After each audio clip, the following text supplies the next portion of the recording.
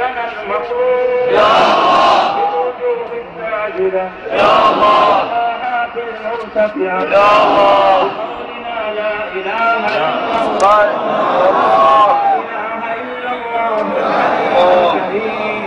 لا إله إلا الله الحليم العظيم نسألك يا الله يا الله يا الله يا الله